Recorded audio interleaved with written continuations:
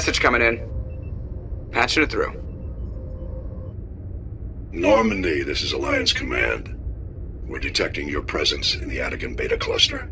One of our surveillance drones was gathering intel on Geth activities in the region when it was spotted and shot down. You need to go groundside and recover the drone's data module before the Geth find it.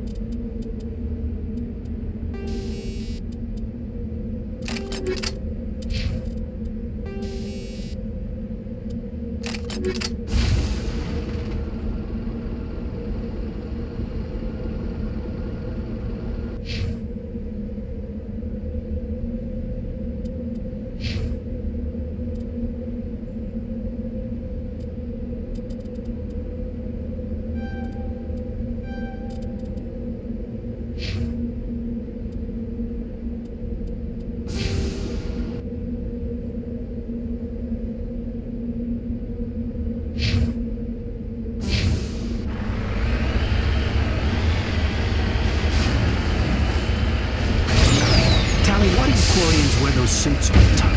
Is it a cultural thing? No, living in the clean environment of the flotilla has weakened our immune systems. The environmental suits protect against diseases. Oh, well, I'll try not to sneeze.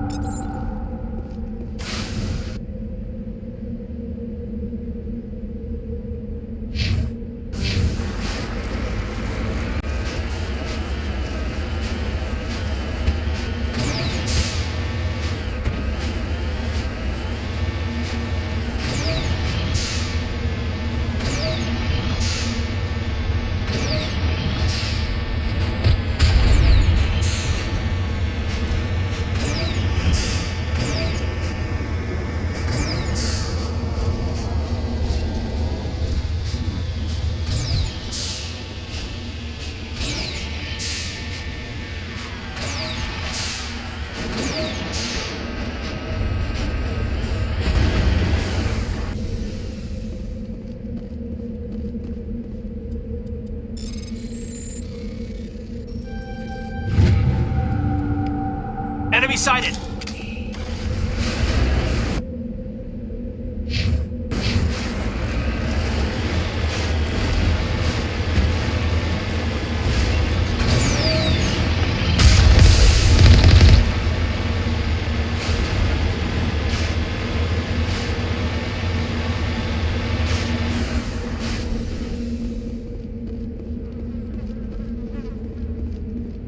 This is the surveillance drone. But where's the data module? Guess we're doing this the hard way.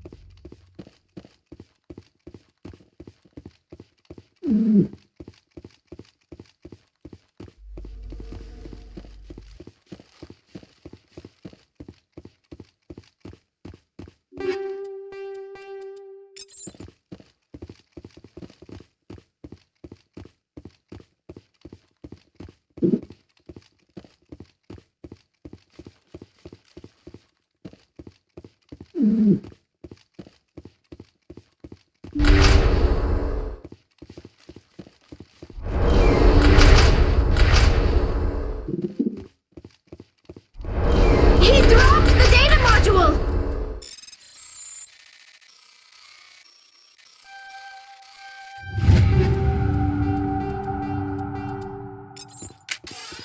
It's a miracle the data module's still intact. Joker can transmit this info to Alliance Command.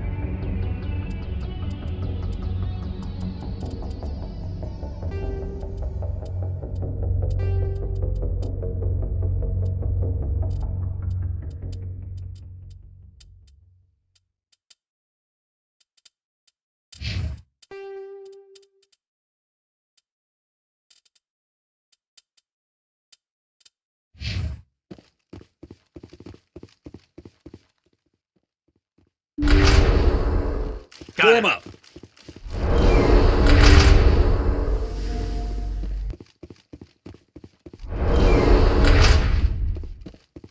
I'm on my way.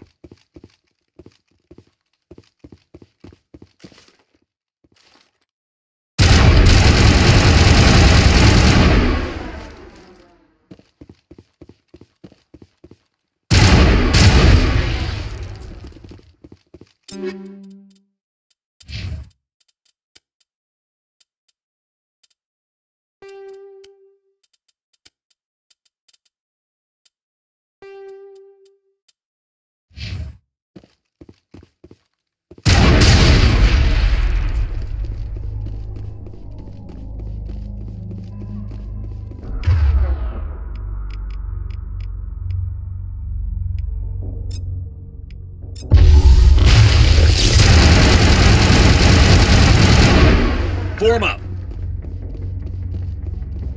All targets down.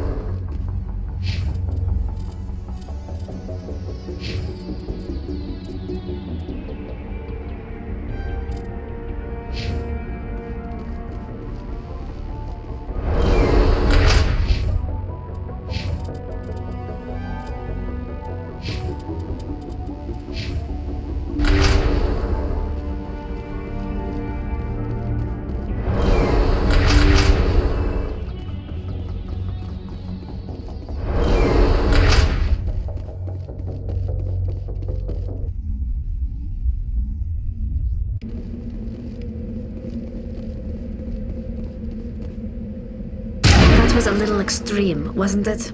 Remind me to stay on your good side, Commander.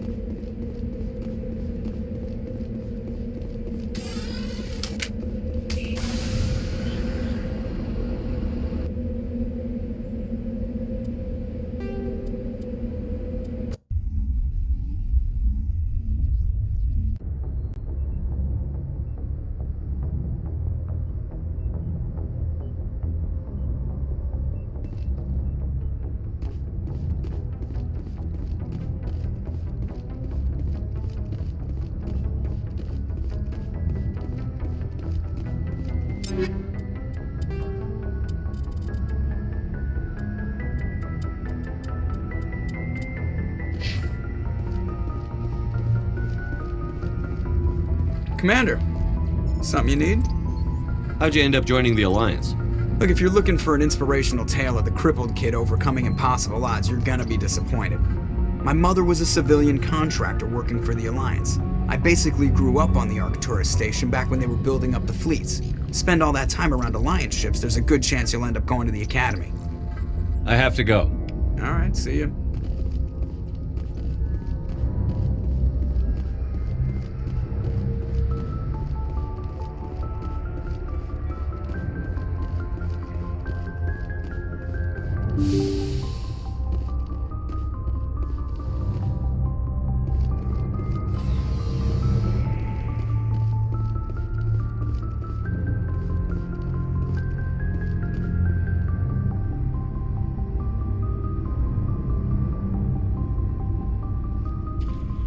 Anything you need, Commander? Just trying to get a sense of where the crew's at. Thoughts? Well, they know about the stonewalling you've had from the Council. They deserve to know what we're up against. They're on your side. They're pissed about the resistance we're getting, especially from our side. I'll have a better handle on all of it when my head stops hurting. Another L2 flare-up. Ever thought about going back under the knife? Maybe get an upgrade? No thanks, Commander. One slip and you can't remember your own name. The L2s spike higher anyway. My abilities would drop with pain-free L3s. It'd be a cold day before I turn myself over to a Canadic subsidiary. Got a story there, Olenko? You know the records about the biotic training out on Jump Zero? They're all classified, because the Alliance made mistakes. After first contact, Kinetics was set up to track Element Zero exposures and develop implants for humans. Once we had an embassy on the Citadel, Kinetics could bring in experts instead of taking it slow. The only experts would have to be aliens. Dead on. Turians, actually. That's why Canadics kept it a secret. They were afraid of what people back home would think, asking the Turians for help when we just fought a war with them. The Asari would have been more acceptable than the Turians. Yes, but the company didn't go through the Citadel. It would have made Earth look weak, so they discreetly hired some Turian mercenaries. Is there some reason we couldn't learn it on our own? They didn't know where to start. Hell, it took a couple of years to even link biotics and Ezo. Forget trying to get the kids to move stuff. They had trouble just helping them not break their own limbs. And their choice of teachers didn't help much.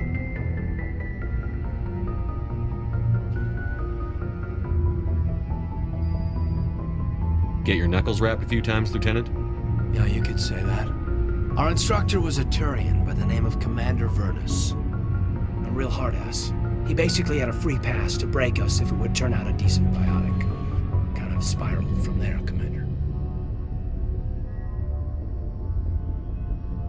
Well, you're a hell of a biotic, though. He must have done something right. Well, I got to where I am because I took initiative. Good or bad, I own that. Pretty much despite Canadics. Anyway, this is ancient stuff. I walked it off a long time ago. I should get back to my duties, Commander. We're here to make history, not rehash it. We'll talk another time, Lieutenant. Commander?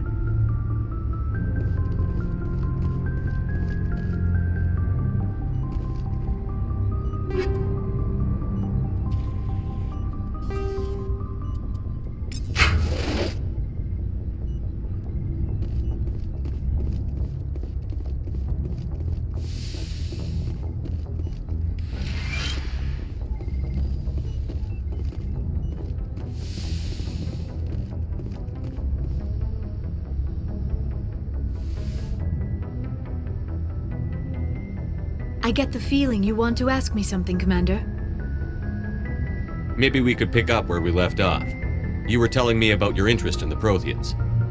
Actually, I think I was talking about my interest in you, and making a fool of myself in the process. As I said, I am not used to dealing with people, especially humans. I did not really know much about your species when we first met, Shepard. I found it hard to take humanity seriously. Your kind always seemed so rushed and high-strung.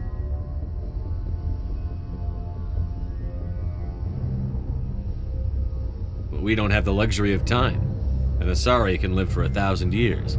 We're lucky if we hit 150. That is true. At first I thought that was a weakness of your species.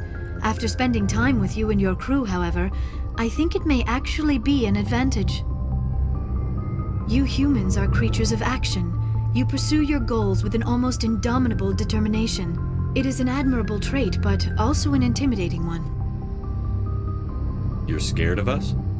Unfortunately, the rest of the galaxy sees humanity as something of a bully. You run over anyone in your path to get what you want. It is up to people like you to change their minds, Shepard.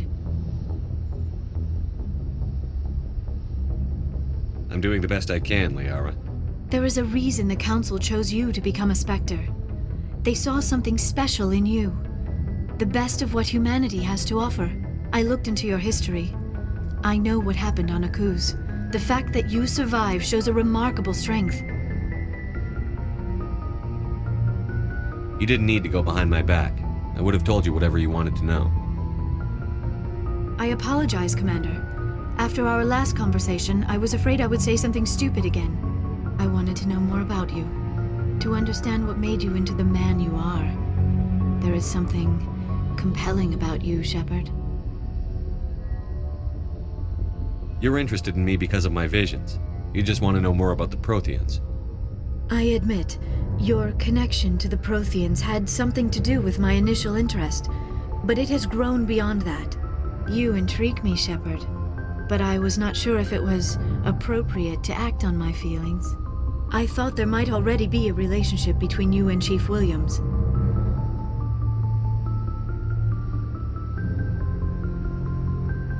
Williams and I are just friends, nothing more. My mistake, then. I am not as adept at understanding human relationships as I thought. But what about us, Shepard? Is there a mutual attraction, or was I wrong about that too?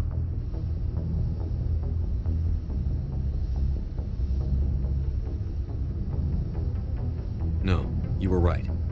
There is something between us. I knew it, and I knew you felt it too. But does this not seem rather strange? Why do I feel so close to you? We have only known each other a short time. We are from two different species. We have almost nothing in common. This makes no sense. Saren wants both of us dead. That's something. That is not the most romantic reason, is it? You make it all sound so dangerous. Don't tell me a little danger puts you off. This is all a bit overwhelming. I am not used to this. I need some time. Take all the time you need, Liara. I'll be here. Thank you, Shepard. Let's just talk about something else for now. I should go. Goodbye, Shepard.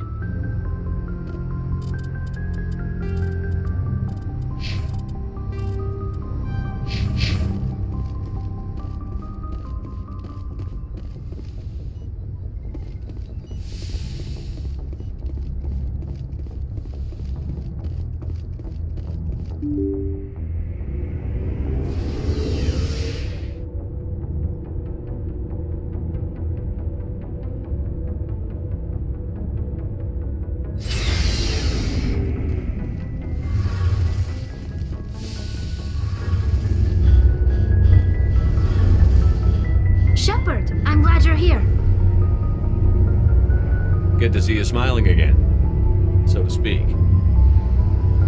I'm sleeping much better now. I guess I'm getting used to how quiet your ship is. I still think a lot about my pilgrimage, though.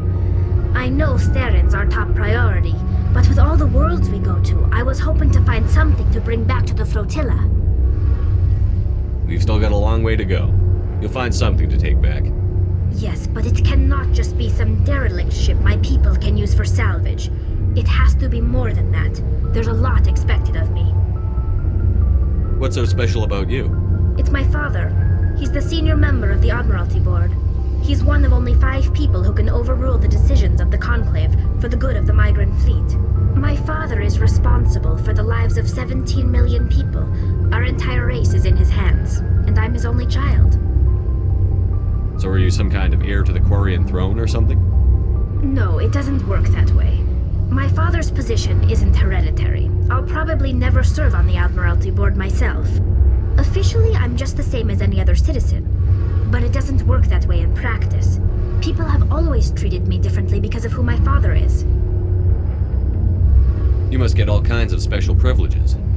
I probably had it easier than most growing up, but it's not all good. People like my father have enemies, and they're not above using me to get to him.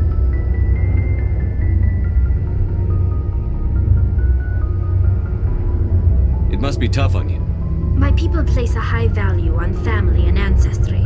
There's an unspoken expectation that I'll live up to my father's example.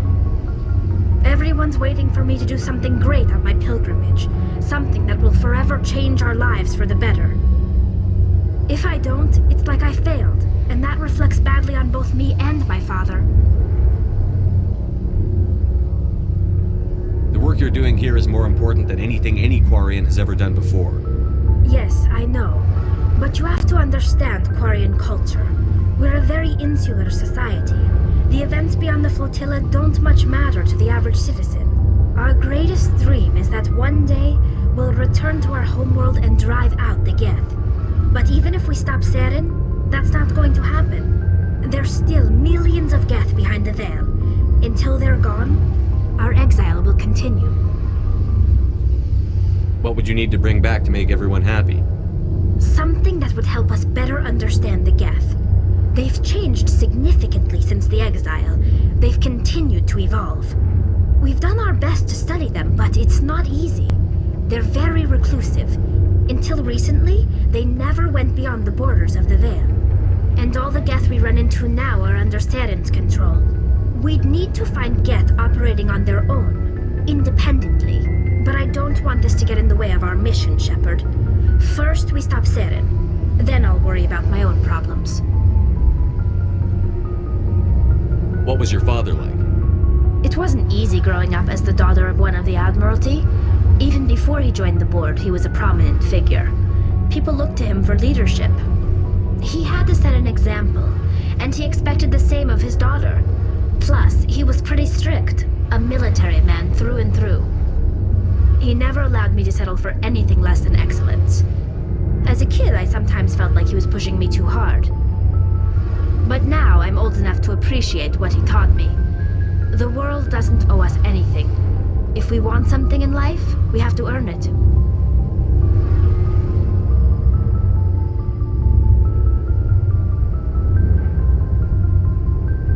Sounds like a tough upbringing. You don't resent your father at all? Like I said, it wasn't easy. My father's not the kind of person you bond with, and he wasn't around all that much. Too busy. People counted on him, and he took his duties seriously. Even when he was around, he always seemed a bit distant, like his mind was always somewhere else. Come to think of it, I can't ever remember seeing him smile. Not once. It's like he was always weighed down by all that responsibility. I mean, I know he cares about me, but he never really showed it, not in the usual way. I guess the best thing I can say about my father is that I respect him. Where was your mother in all this? Mother was around, but she always seemed to kind of blend into the background. Almost like she was overshadowed by my father. He tends to do that to people. She passed on about 5 years ago. Some airborne virus that swept through the fleet. Happens sometimes when the filters start to break down. I think my father took it pretty hard. After she was gone, he became even more focused on his work. I think that was his way of dealing with the grief. I want to talk about something else. Like what? I should go. See you later.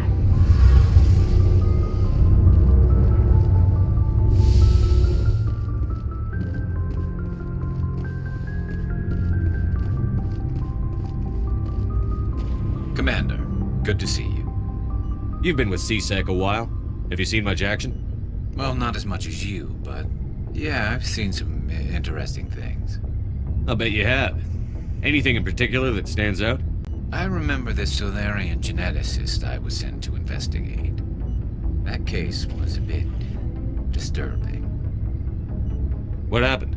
Why were you investigating them? I was tasked with tracking black market trade on the Citadel.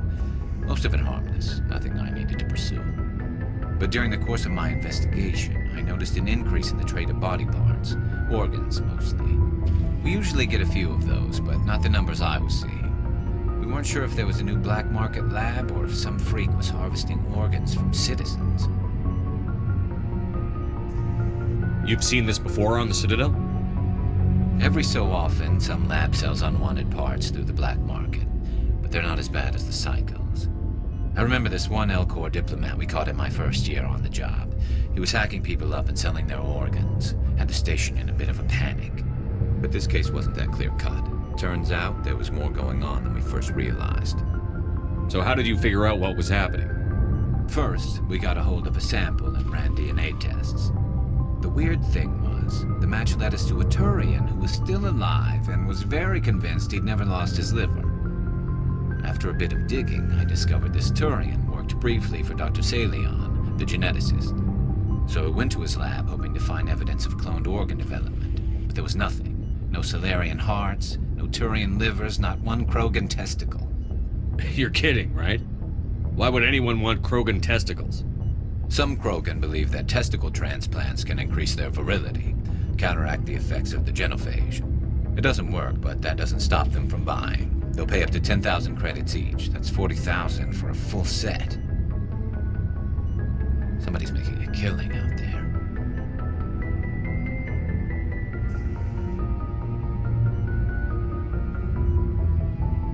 What did you do about the geneticist? I brought in some of his employees for interrogation to see if I could get them to talk.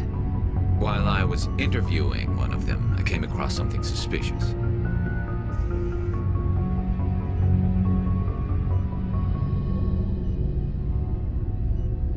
Yeah?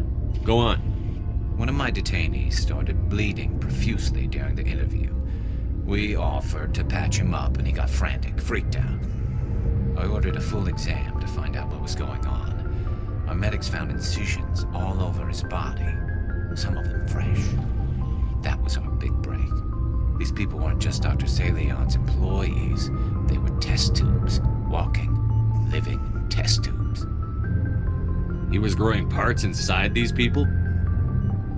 Exactly. He cloned their organs right inside their own bodies, then he harvested them and sold them off. Most of the victims were poor. He'd pay them each a small percentage of the sales, but only if the organs were good. Sometimes an organ wouldn't grow properly, so he'd just leave it in them. Most of them were a mess, but only on the inside, hidden so nobody could see it.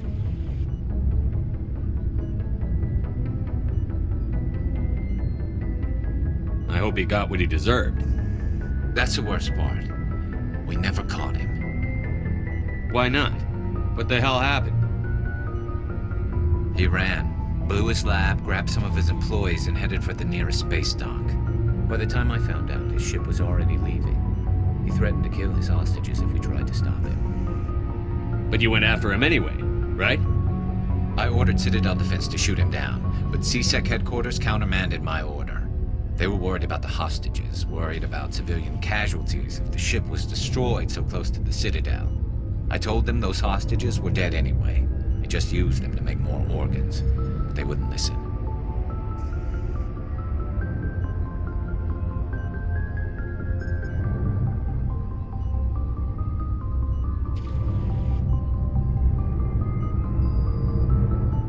Well, you can't get them all. No, but letting him get away like that. All they had to do was disable that ship, stop him from running. Maybe the hostages die, maybe they don't, but at least we stopped the bastard responsible for it all. I suppose I can see both sides. But what's done is done. I suppose. Can't waste too much time worrying about it now. Just wish I could have stopped him. That's all. Do you have any idea what happened to Dr. Salion? I sent out feelers from time to time, hoping to find something. I thought I'd found him a while back. He changed ships and changed his name to Dr. Hart, his idea of a joke, I guess. I told the military, but they weren't convinced it was him. I got the transponder frequency for his new ship, but I just can't get anyone to check it out. I'll check out the coordinates when I get a chance. I was hoping you'd say that. But Commander, take me with you when you go. If it's Salion, I want to be there when you find him.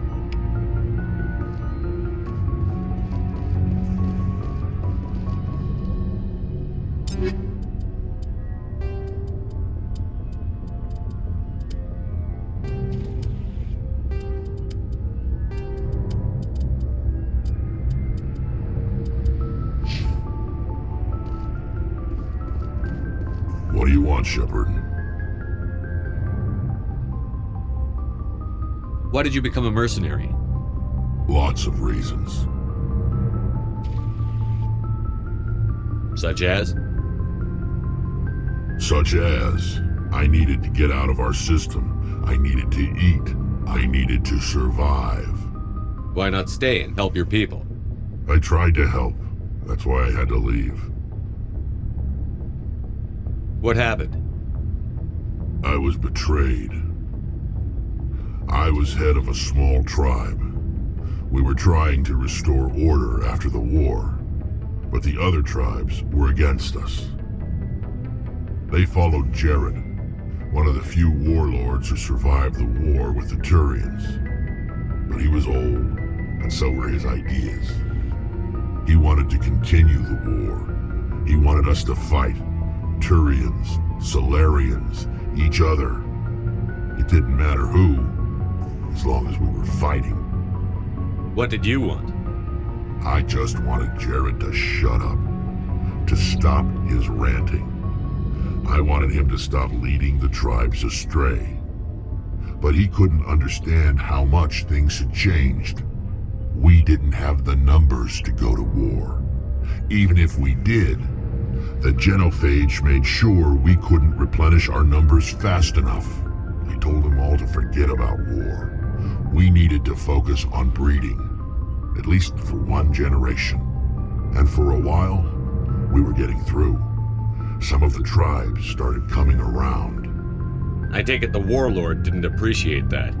No, he didn't. He arranged a crush with the tribes, a meeting on neutral ground.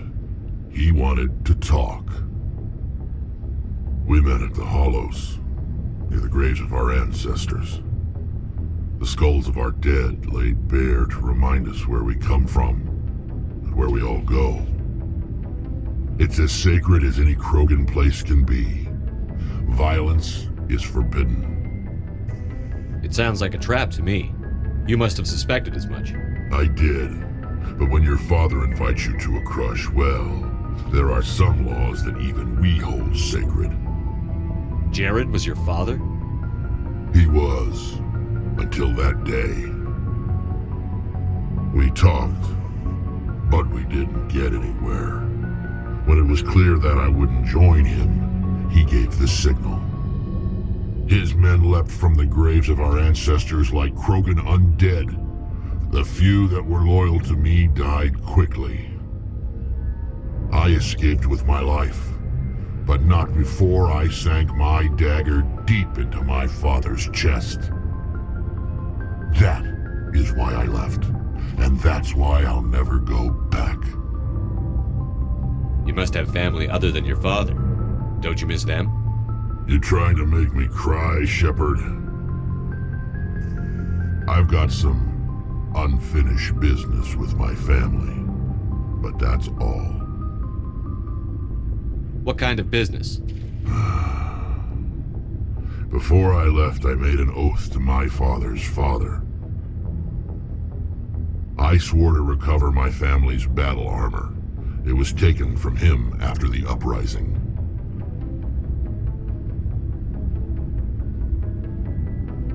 What's so important about this armor? It's a relic.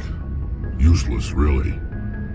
But it was worn by 5 generations of my family before the war. It's rightfully mine. Originally, it was taken by the Turian military.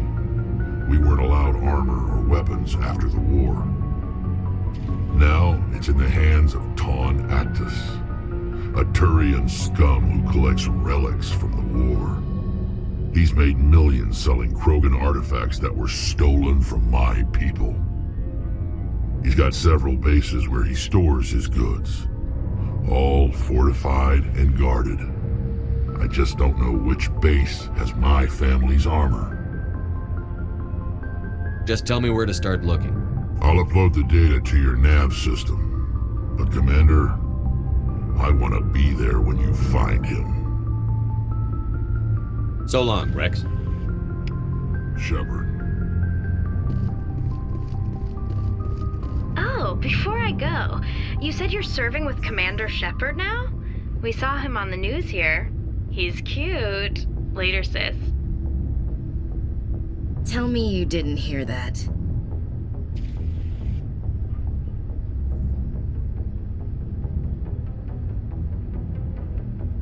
Your sister, I assume? Until I get home and kill her. That's Sarah, the youngest. Surprised to see you here, sir. Thought you'd be chatting up, what's her name? To Sony? Liara. Why would you think that? Scuttlebutt says you got a bit of a thing for her. I could understand why. The crew's off limits with the regs against fraternization. And at least she looks like a woman. You think I'm interested in Liara because she's the only one I'm allowed to date? So you are interested in her.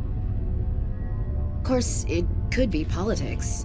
Alien diplomat's daughter, us under orders to make nice with the bug-eyed monsters. What's up? You didn't come by to eavesdrop on family mail. Your family seems to be important to you. Yeah, we've always been close. Me and my sisters especially. With Dad on duty so much, I had to help Mom raise them. Did your father serve with the fleet? Yeah, took any crap posting he could get that offered space time. You know what?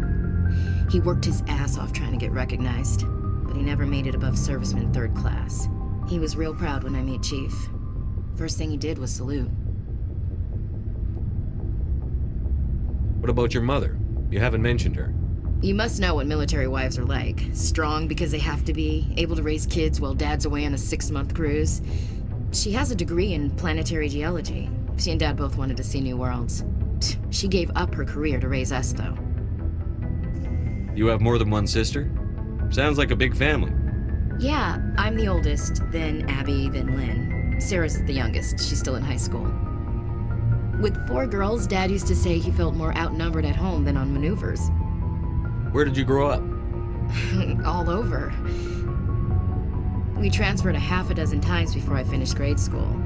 You go where personnel command sends you, right? I guess that's why I'm so tight with my sisters. We'd have to leave all our friends every 2 or 3 years. After helping raise them, your sisters still talk to you?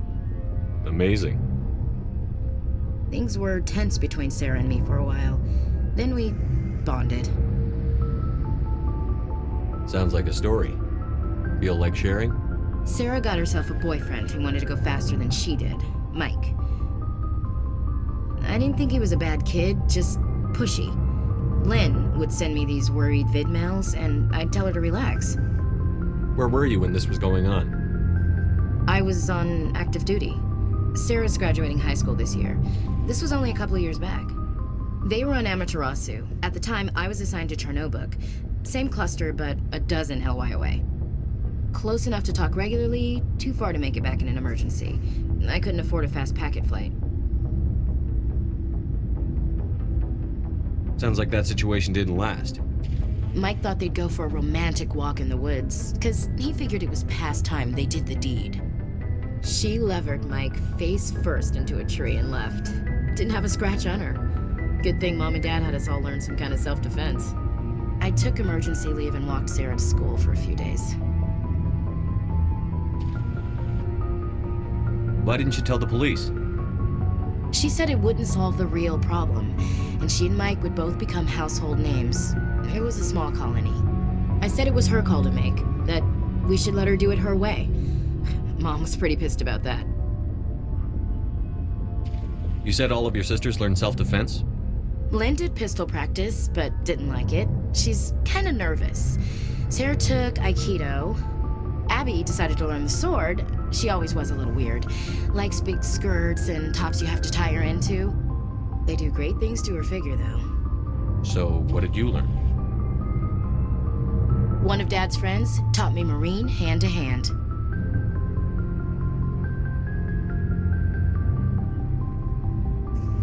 Did anything happen while you were home? My last day out, Mike was waiting for us. Sarah had told her friends, so everyone at school knew what he did. He wasn't happy. I wanted to snap him in half, but Sarah gave me this look, this let me handle it, I need to do this alone look. She kept her cool, God bless her, as he screamed in her face. She just let him vent. Then he tried to punch her.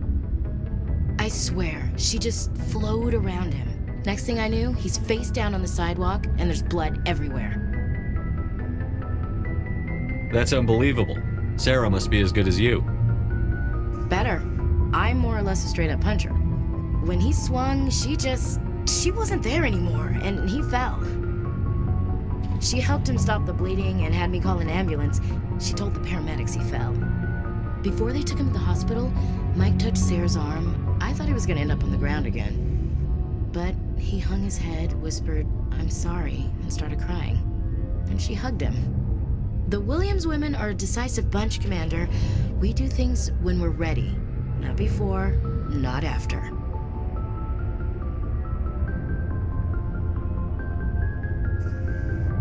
Your sister's something else. But you didn't mention your father at all. Was he on deployment? Dad always wanted to serve in space, but he wanted us to have real ground under our feet. He'd say, space is beautiful, but you can't raise a family there. I cannot rest from travel. I will drink life to the lees. All times I've enjoyed greatly, have suffered greatly, both with those that loved me and alone.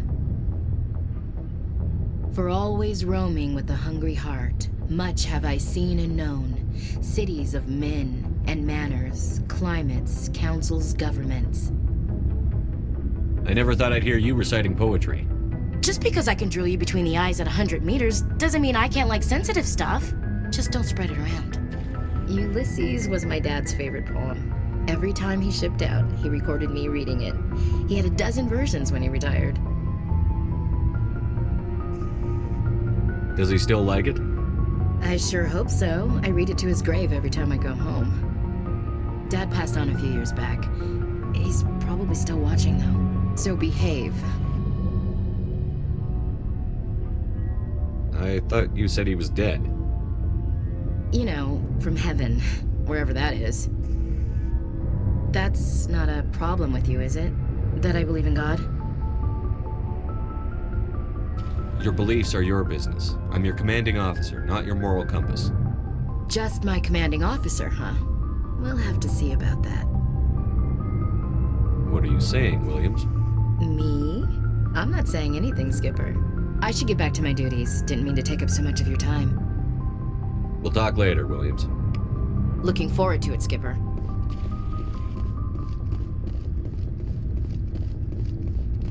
Looking for supplies? Let's see what you've got. You bet, Commander.